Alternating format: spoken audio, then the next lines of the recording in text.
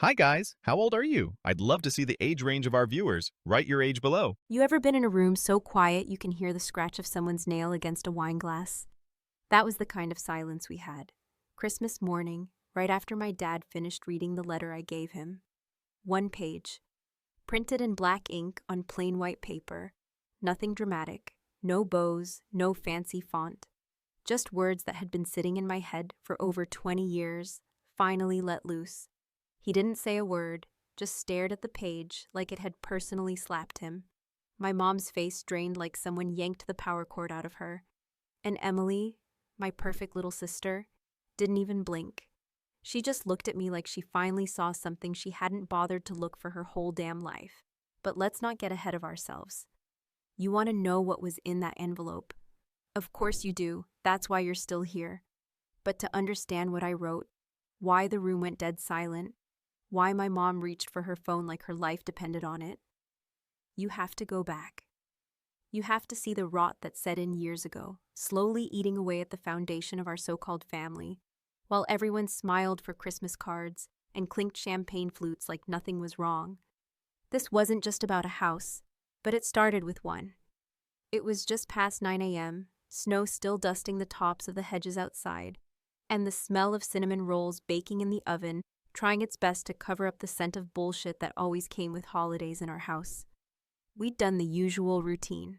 Coffee, pastries, Dad pretending he didn't know how to work the Keurig, even though he drinks from it every damn morning, and Mom insisting on just a few pictures first, like we were still 12 years old. Emily was wearing some designer pajama set, silk probably, and her hair was curled like she'd just stepped off a Pinterest board. Me? I wore leggings from Target and a sweatshirt that said, "It's fine, I'm fine, everything's fine." A little too on the nose, maybe. The gifts were already spilling out from under the tree, and I noticed, like I always did, that there were twice as many with Emily's name on them, same as every year, but I kept my mouth shut because I'd stopped keeping score a long time ago. Or at least I'd stopped showing it. Emily had brought her boyfriend, a guy named Chase, who looked like he was born on a yacht and probably cried when gas prices went up. My mom adored him, called him so grounded. My dad offered him scotch before 10 a.m., so that tells you everything. And then came the big one. My dad stood up with this shit-eating grin and handed Emily a thick white envelope tied with gold ribbon. She squealed before she even opened it, which told me she already had a good idea. Of course she did. She slid the page out and read it silently, and then screamed. High-pitched, delighted, movie scene scream, the kind that gets neighbors calling animal control. Oh my God, you actually, oh my God. Everyone started clapping. My mom teared up. Chase stood up and hugged my dad like he'd just proposed to him. Emily announced it to the room like she was hosting the goddamn Oscars. They bought me a whole house in Scottsdale, with a pool. They didn't look at me, not once. I sat there holding my lukewarm coffee, nodding like a bobblehead, and muttered something like, "Wow, that's amazing," because I'd rehearsed being gracious in mirrors for years. I'd gotten good at it. I don't even think I was angry. Not in that moment. I was beyond anger. I was somewhere colder, a place where nothing shocks you anymore, just confirms what you already know. After all the gasps and hugs and glasses of Prosecco clinking, it was finally my turn. I wasn't expecting a house. I wasn't even expecting anything wrapped, but I had something to give. I stood up, walked over to the fireplace where my dad was standing, and handed him a simple white envelope. No ribbon, no card, just a single page inside. "This is for you," I said, loud enough for everyone to hear. "Merry Christmas." He looked surprised, then curious, then amused, like maybe I'd written a heartfelt letter, something sentimental, something soft. He opened it slowly, adjusted his glasses, and started reading. 10 seconds passed, then 20, and then the room changed. The smile on his face died in layers. First the mouth, then the eyes, then the body. He didn't move. My mom asked, "What is it, honey?" But he didn't answer. She walked over, looked over his shoulder, and that's when her hand went to her mouth. Not in surprise, in fear. She backed up like she'd touched something burning and turned to me, her face stiff and pale, and asked, "What did you do?" Emily finally leaned in and read it over my dad's arm. She didn't react at all, not a flinch, just slowly turned to me and said, "You kept this?" I didn't answer. My mom pulled out her phone, walked to the corner of the room, and started texting furiously. My dad sat down, still holding the page. And no one, not a single person, asked me why. No one asked if I was okay. No one said a word, and that's when I knew. This wasn't shock. This wasn't disbelief. This was recognition. They all knew. Maybe not every detail, but enough. I sipped my coffee again, even colder now, and looked at each of them. My mom pacing, my dad staring, Emily still frozen. "You probably want to know what I wrote," I said aloud, mostly to myself. "But that's not where this starts." No, it started long before that. Years before. When being born, the older sister meant I got the leftovers, and Emily got everything else. You want to know why I wrote what I wrote? Why I gave it to him on Christmas morning? Well, buckle up. Because the truth didn't come wrapped in a bow. It came printed on one goddamn page. There's a particular kind of loneliness that doesn't come from being alone, but from being surrounded by people who swear they love you while consistently making you feel invisible. And that's the kind of loneliness I grew up with, thick like fog, woven into every birthday, every Sunday dinner, every photo album where I'm off to the side, half smiling, holding the camera for Emily's perfect shot. From the outside, we looked like a polished American family. Dad was a financial planner who loved golf and yard work. Mom stayed home and ran the PTA like a mini dictatorship. And Emily and I were the picture of suburban sisterhood. But anyone who's ever lived inside a house like ours knows the truth. The rot starts early and it's quiet. So quiet you almost convince yourself you imagined it. Until one day it's so loud it's deafening.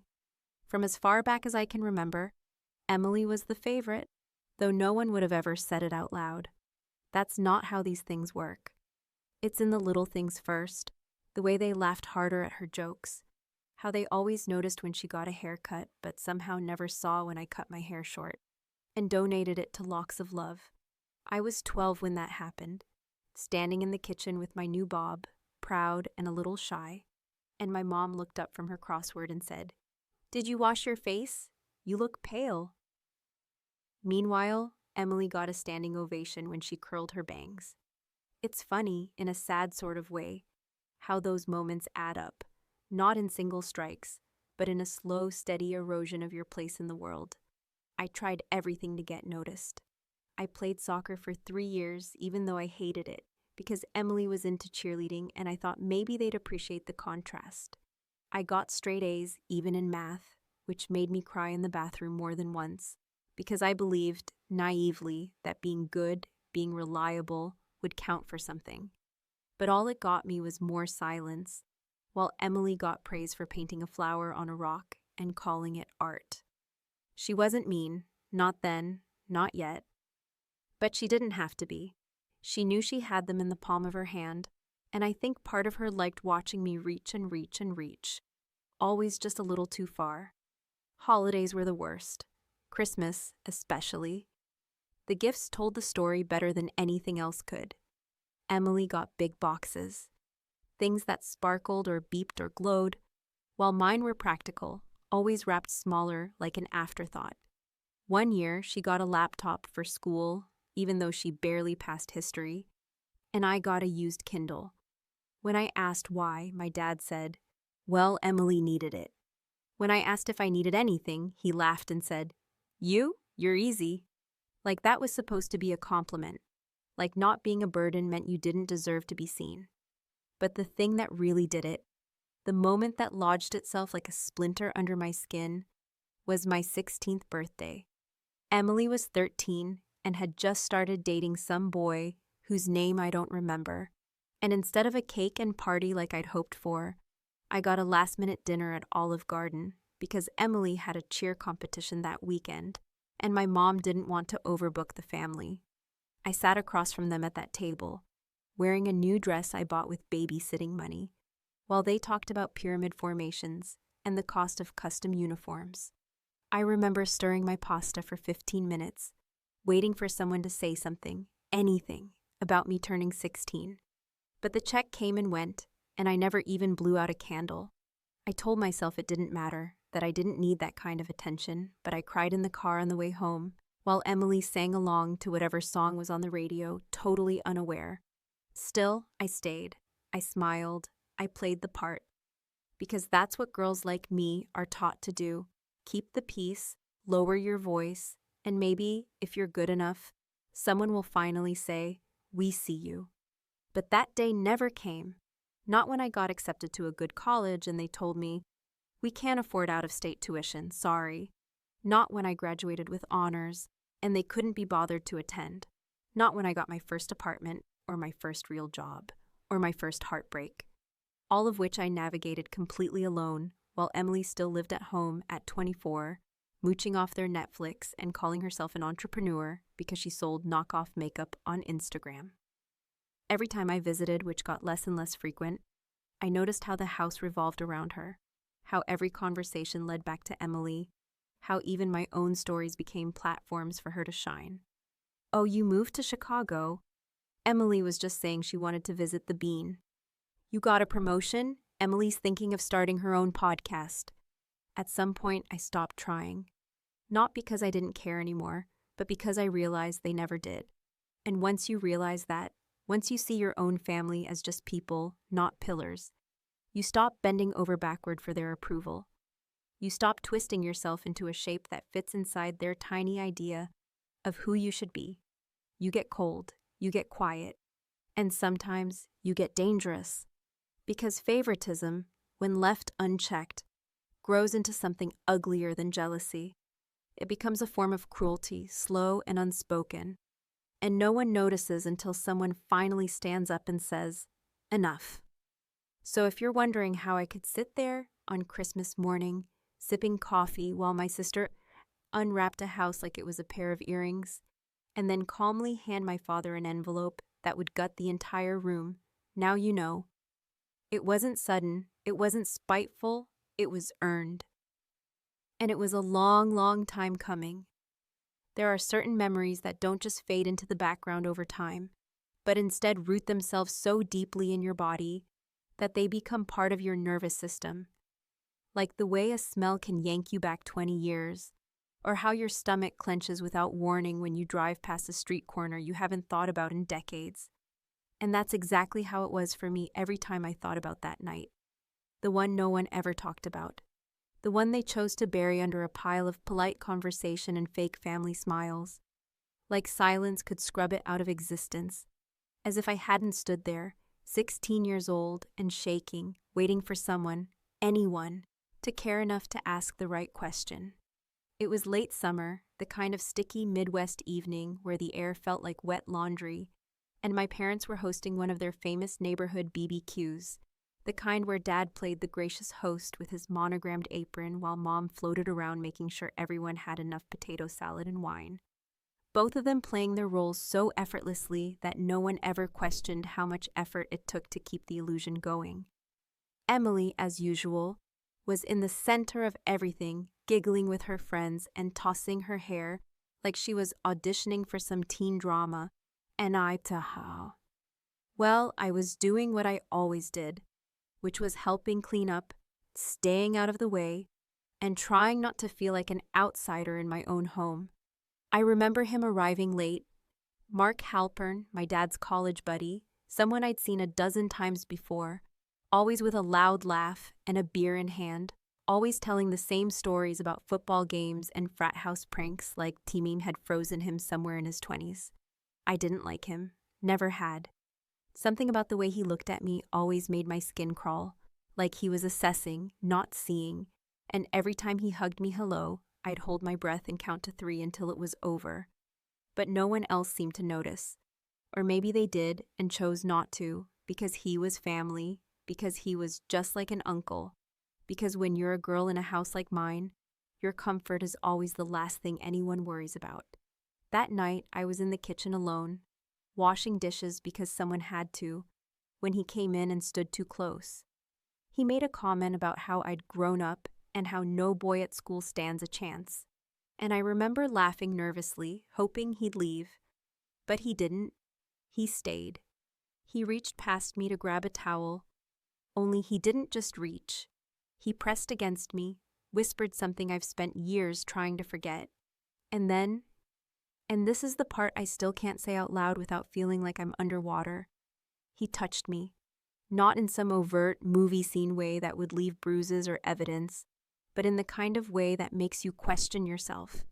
Makes you freeze because you don't want to make a scene, because you're 16 and he's a grown man, and this is your parents' house, and you know, in your bones, that if you scream, if you cry, if you tell someone, you won't be believed.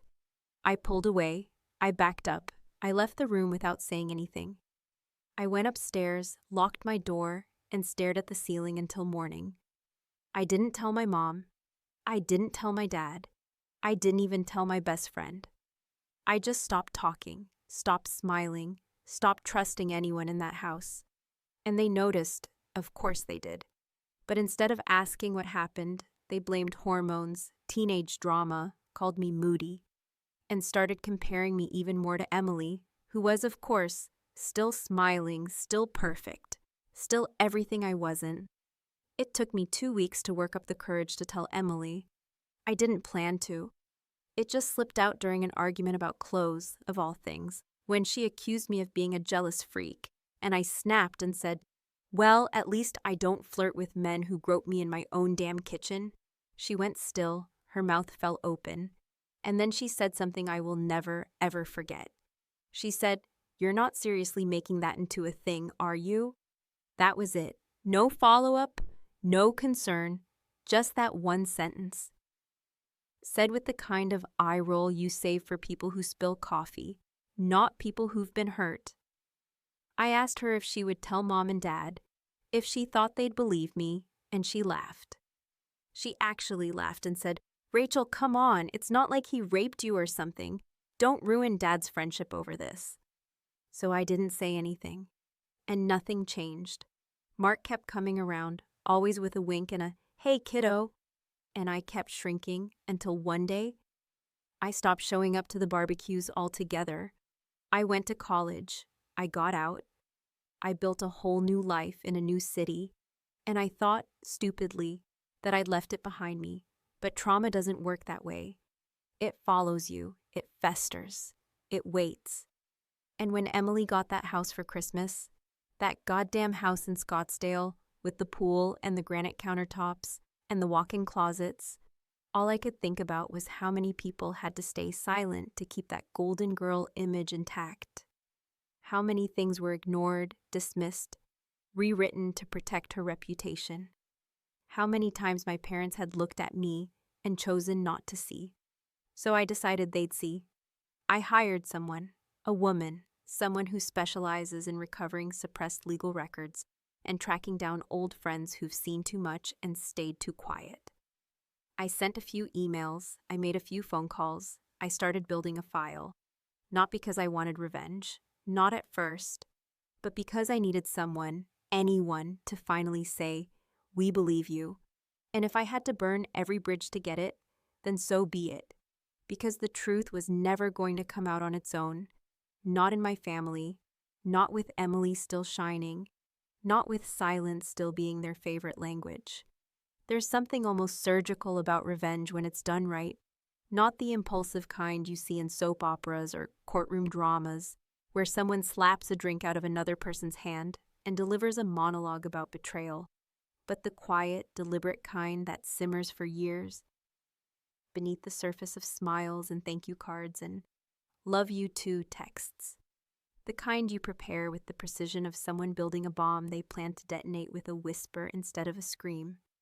When I made the decision to do something, to really do something, not just vent to friends or write it all down in a journal that no one would ever read, it wasn't out of rage or jealousy or even grief.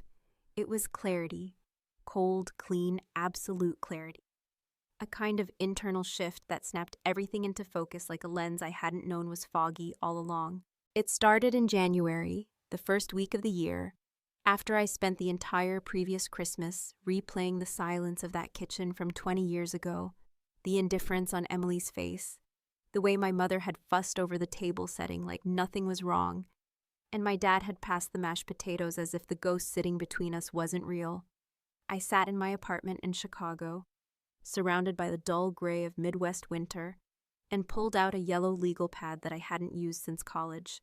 At the top of the page, I wrote 2 words in capital letters. What they did. I didn't need to refer to anything else.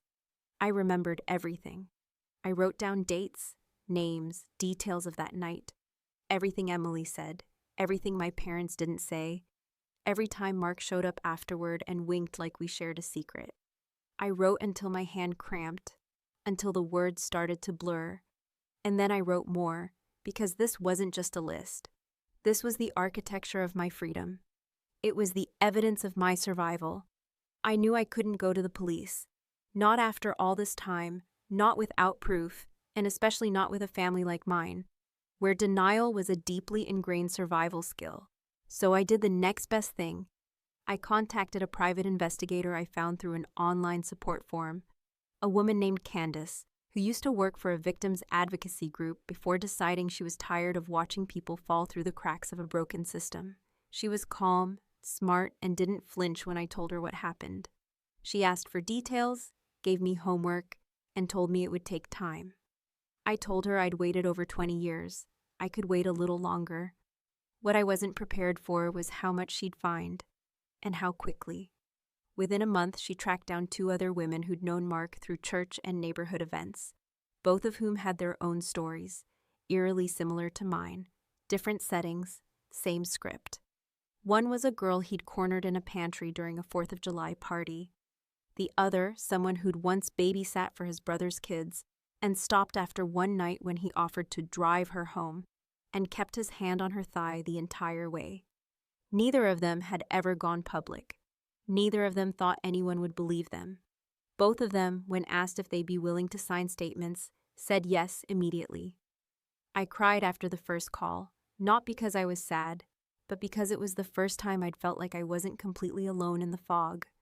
Candace compiled everything, statements, timelines, screenshots of old Facebook posts that placed Mark at certain events, even a record of a workplace complaint he dodged 10 years earlier by quietly transferring to another branch. She said, "It's not enough for a court, but it's more than enough for a reckoning." I nodded because that's exactly what I wanted. Not jail time, not headlines, just a reckoning. A moment where my family would have to stop pretending, stop smiling through it, stop gaslighting me into believing I'd invented the whole damn thing. I wanted them to see what I'd carried alone for 2 decades and be forced to sit with it, to squirm under the weight of the truth they'd buried to keep the peace. By the end of October, I had the document. 8 pages long, complete with dates, quotes, attachments, and legal language that made it clear just how thoroughly Candace had done her work. But I didn't want to drop a binder in the middle of Christmas morning. That would have made me look unhinged. I wanted elegance, simplicity, precision, so I distilled everything into a single page, 1 sheet of paper, 1 side, typed in 12-point Times New Roman, with no heading, no greeting, no signature. Just the facts. The page included a brief summary of what happened to me, 2 direct quotes from the other women with their permission, a list of dates that lined up with family events, and a short paragraph explaining that a copy of the full file had been submitted to a third party and would be released publicly if any legal pressure came down on me afterward. In other words, I made sure I couldn't be silenced again. And then I waited. I wrapped the envelope 2 weeks before Christmas and kept it in a drawer until I drove down to Indiana, rehearsing how I'd hand it to him, what I'd say, how I'd keep my face still even if the room caught fire around me. I didn't know what their reaction would be. I didn't care. Because this time, it wasn't about convincing them. It was about me reclaiming the part of myself that had been locked in that kitchen for half my life, standing next to a man who smirked while my family looked the other way. People like to say revenge is petty, that it doesn't solve anything, but those are always the people who've never had to sit across from the people who failed to protect them and pretend everything's fine. Revenge didn't heal me. It didn't erase the past, but it sure as hell made the silence feel a lot less suffocating. And when the moment finally came, when I handed that envelope to my father on Christmas morning and watched the blood drain from his face, I didn't feel victorious. I felt clean, empty maybe, but clean. Of course, what I didn't expect, what I never even considered, was my mother's reaction, because the moment she read over his shoulder, her hand didn't go to her mouth. It went to her phone, and that changed everything. The weight of silence can be so much heavier than any shouted word, more suffocating than any confrontation. And when my father sat there on the edge of the ottoman with my one-page letter hanging from his fingertips, his face drained of all its usual smug composure, and his mouth twitching at the corners like he wanted to speak but couldn't find the words. That silence spread through the room like thick smoke, curling around every surface, clinging to the walls, choking out the usual chatter and clinks of wine glasses that had filled our holiday mornings for years.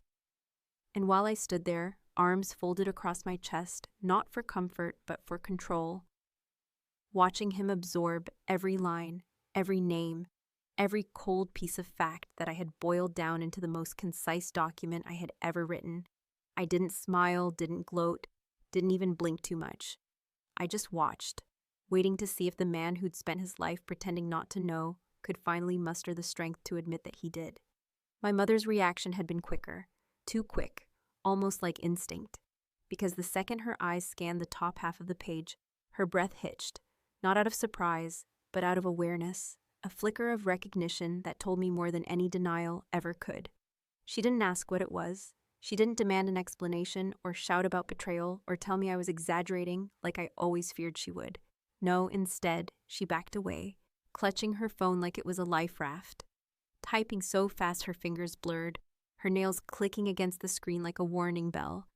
And in that moment, I understood something I hadn't dared to let myself fully believe until then. She had known. Maybe not everything, maybe not the exact shape of it, but enough to be afraid, enough to have covered her tracks. And Emily, God, Emily, she sat there in that velvet armchair, still holding the oversized gift bag that had been stuffed with spa vouchers and designer sunglasses, staring at me like I was a stranger who had just walked in off the street and flipped the table over. Her face didn't crumble.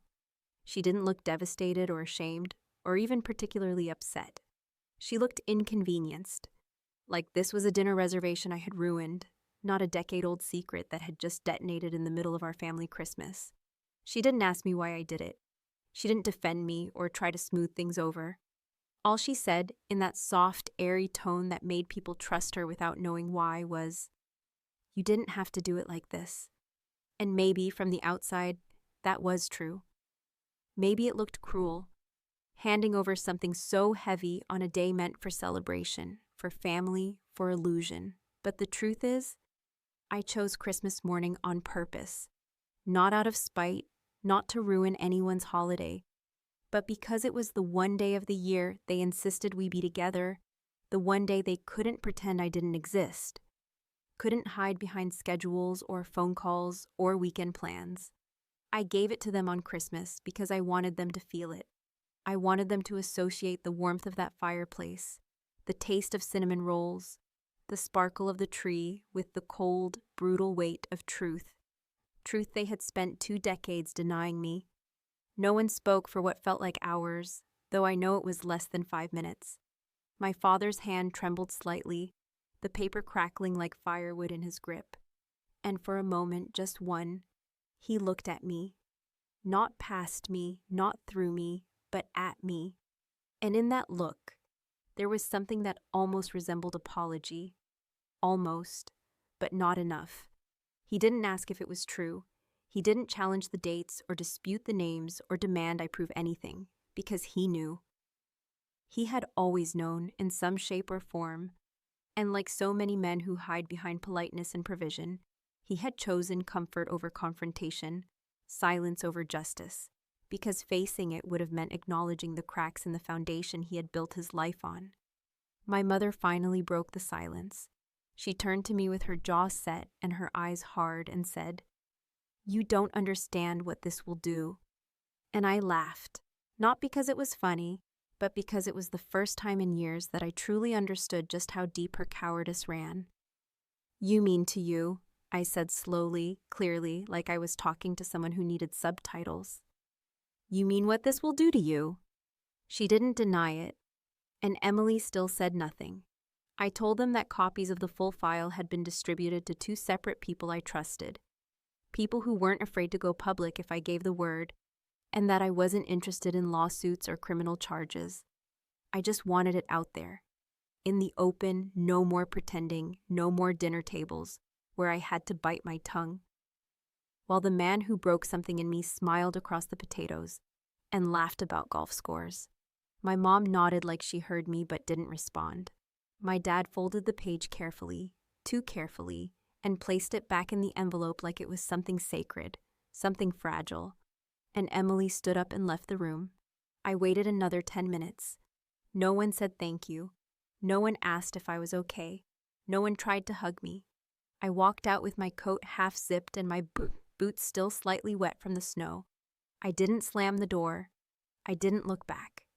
And that was the last time I ever stepped foot inside that house. In the months that followed, I didn't send follow-ups. I didn't check in to see how they were handling it. But word got back to me through mutual acquaintances and distant cousins who saw the ripples. Mark stopped showing up at family events. My mother pulled out of her local charity board, citing stress. Emily took a break from social media. And my father, well, he started sending me emails I didn't open, apologies I didn't read, as if now that the silence had been broken, he could just patch it over with carefully worded paragraphs and think that would be enough. But the thing is, it's never enough. Not when the damage runs that deep. Not when the rot started so early. People like to ask me if I feel better now, if it was worth it, if I sleep more peacefully at night knowing I forced them to see the truth. And the answer, as always, isn't simple. Some nights, I lie awake and wonder what would have happened if I had stayed silent. If I had let it rot in me instead of setting it on fire. If I had chosen comfort over confrontation. The way they always had. But then I remember the kitchen, the whisper, the wait, and I remember that for the first time in my life, I wasn't the one pretending. That, maybe more than anything, is what I gave myself for Christmas. And whether they ever admit it or not, they got what they deserved. One page, one truth, no more lies.